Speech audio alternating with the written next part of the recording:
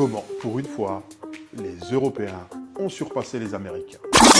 Pendant des décennies, Boeing, c'était le boss incontesté du ciel. Un symbole américain.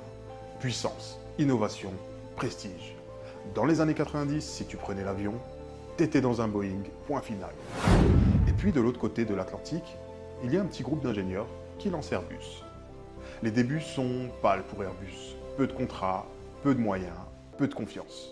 Et même en interne, certains se demandent si ce projet européen ne va pas finir dans les nuages. Les Américains en rigolent, mais Airbus s'accroche. Année après année, ils apprennent, innovent, peaufinent. Pendant que Boeing engrange les profits, Airbus, lui, construit la confiance. Et puis arrive le tournant. En 2010, Airbus frappe un grand coup.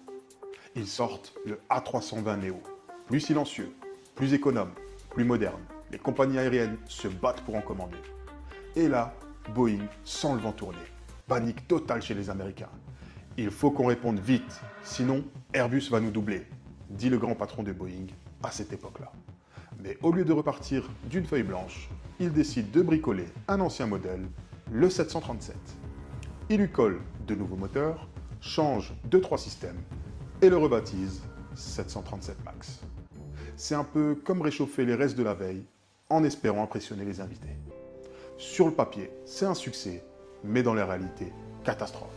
2 crashs, des centaines de morts, des avions cloués au sol dans le monde entier, et surtout, une confiance brisée. Pendant que Boeing gère la crise, Airbus reste calme, sérieux et cohérent, et continue de livrer ses A320.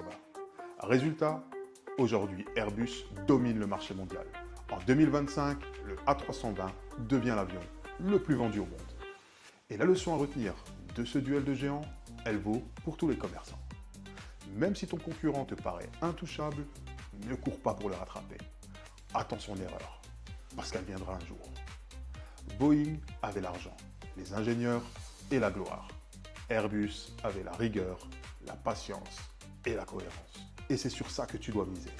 Parce qu'à la fin, dans le business, ce n'est pas le plus gros qui gagne, c'est le plus stable.